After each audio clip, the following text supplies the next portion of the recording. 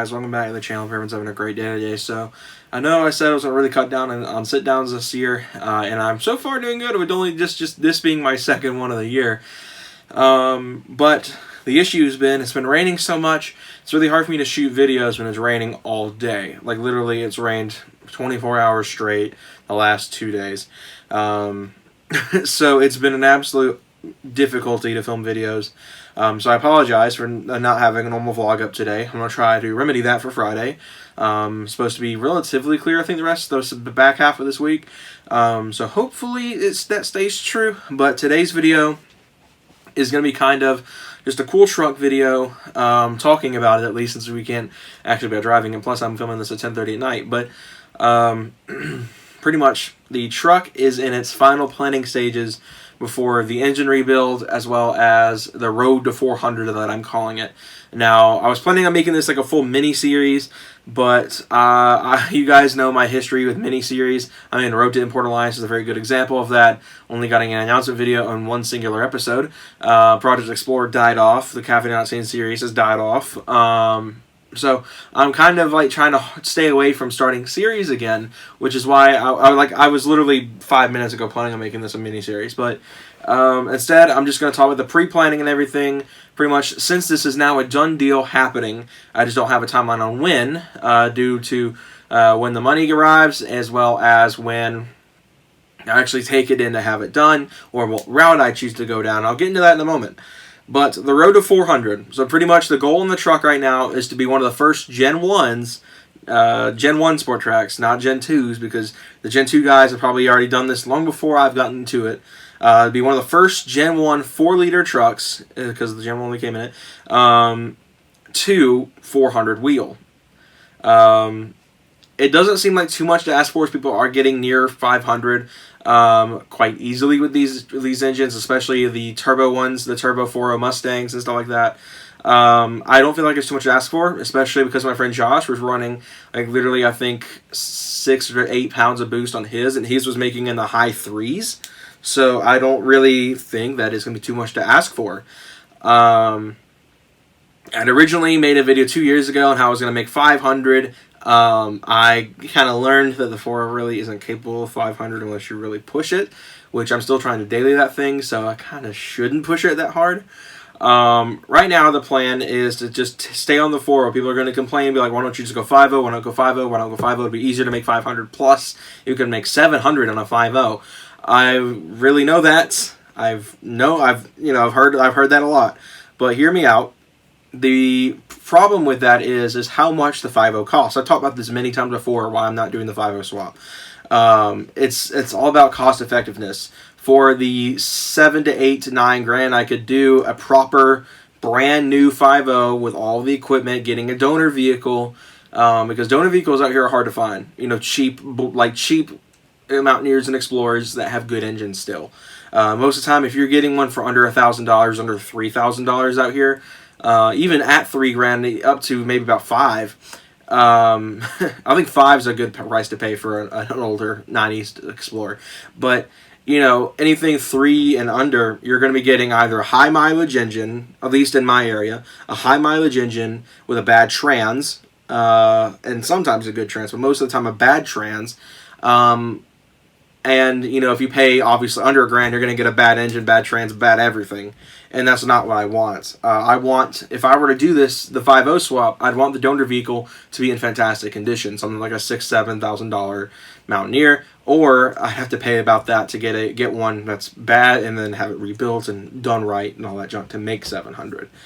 Set to make 700. So obviously it's a lot more difficult to do the 5.0 swap. It's a lot more expensive than it is to just build the 4.0. In fact, the supercharger setups or superchargers in particular are very cheap. Modbox costs a little over 2 grand, and the M112 kit that I've spec'd out, since that's what I plan on using is the M112, which is the stop blower off the Terminator, it costs about 2 grand with the blower. Modbox costs 2 grand without it, so you have to add that in. But M90s are so cheap, it's barely anything you have to worry about. And I'll talk more later on when the time comes after the engine's back and done about the supercharger. What made me want to go M112 over M90, because a lot of people go mod box because of the M90 being small and it's not necessarily super efficient, but it's rather efficient for its size. And I'll talk again more about everything when that time comes. But the majority of people go mod box and they supercharge these. I wanted to kind of push the boundaries a little bit and go with the M112. It has been done. It's a proven system. It doesn't have a great track record because people are trying to overboost these things because the 4.0 is very particular in the upper regions. The bottom end's pretty strong, but it's the top end that isn't very strong. But pretty much these things require head studs. So let's get into the preliminary stuff, the planning stuff, what's going into the truck that's not boost. So this is going to be our engine setup as well as our exhaust setup. Exhaust-wise, you guys know the setup already. DNA short tube headers, True Flow X-pipe, which will have cats. I know that's going to make a lot of people angry, but we're going to leave the cats on the system because of where I live. I live in an emissions area, so I need to have those cats on it past that. They do a visual inspection and check underneath the vehicle for cats. By visual inspection, I mean just checking for cats with a mirror. I don't mean like checking for rust or anything. I needed to pass emissions, so that's why I'm going to leave the cats on. Is I need to pass emissions. That's pretty much it.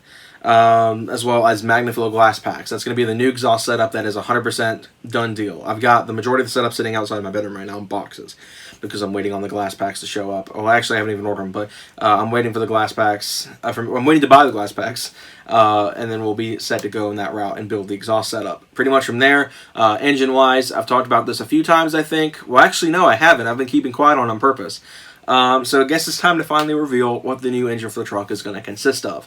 So as of right now, and this is going to all depend as well, things are going to change here and there depending on finances, depending how much money I have, and depending what route I go. If I do, I know the must-have is going to be head studs. Like I said, these engines do not handle boost very well without them. You need head studs to run over 10 pounds, and even about 9 pounds is where you start to push the limit. You will blow your heads off if you go 10 pounds or higher on a stock for a block. The bottom end is fairly strong. I haven't really heard of any complaints of blowing rods or anything like that. It's an iron block engine with forged rods. I mean, it's really hard to go wrong with that setup besides, obviously, forged pistons and crank, which I don't believe anyone but Super 6 makes, and it's expensive. From there, it's obviously a point of making sure that everything is good. I do plan on investing in an upgraded timing set as well to make sure that timing chain issues are a thing of the past. Pretty much, I want this engine to be perfect. I don't want it to be overdone and overbuilt for something I'm never going to do until the future happens, and if I still have it, I will then do that. But as far as it sits right now, I only plan on pushing at most 350 to 400.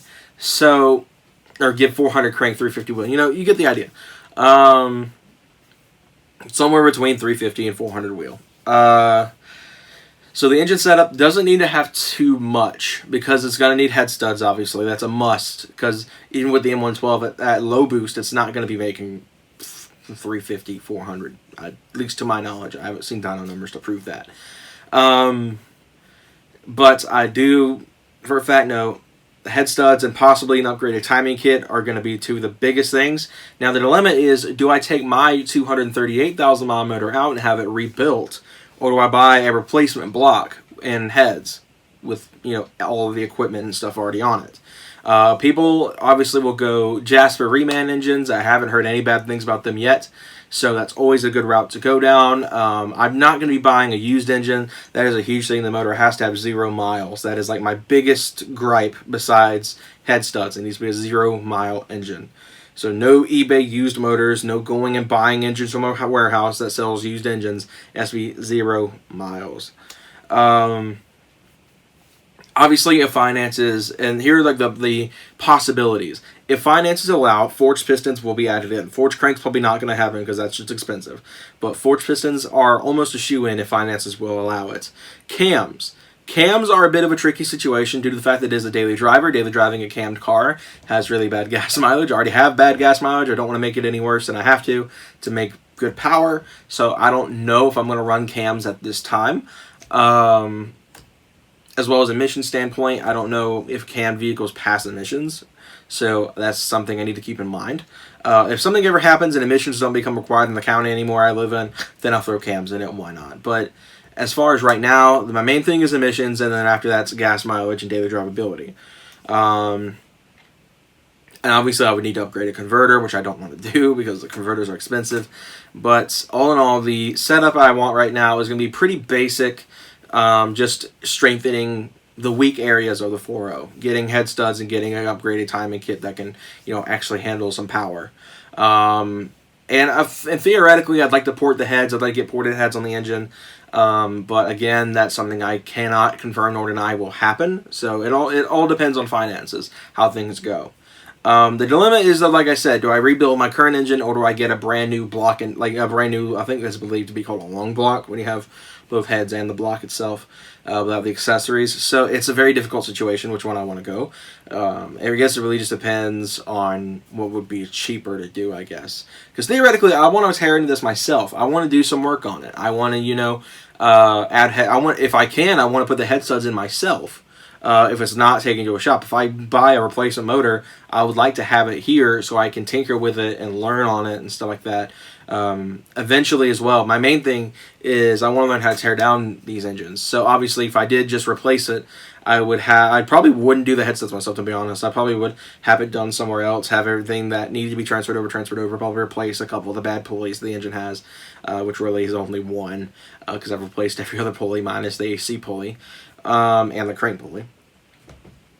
And then I would have, my built engine ready to rock, as well as my setup, my old engine, my 230,000 mile engine, which I think would be fun to mess with and tear down. I would like to be able to tear into it and look at the internals and see how it all functions and stuff like that. See how much scoring is on the cams and whatever. That's kind of the preliminary stuff. The engine side is going to be very simple and pretty basic, I think. Like I said, I've been keeping this quiet because I haven't wanted to get people hyped up on it. I used to have a really bad tendency of hyping stuff up and then not happening. This is pretty much a guaranteed done deal at this point, and all I got to do now is just wait for the money to show up and for everything to line up time-wise to make it happen. So hope you guys are as excited as I am. I'm happy to finally get to announce this because I've been holding this back for months, and I've alluded to it on live streams multiple times. That's the most I've said about it. But the goal for this year is to have an engine that is capable of 400 horsepower. It's probably not going to be making 400 horsepower by the end of this year, but I want it to be capable of it, so when the time comes, I can slap a blower, slap turbos, whatever, and then 400. So that's that. I hope you guys enjoyed this video. I'll see you guys on Friday. Have a good one.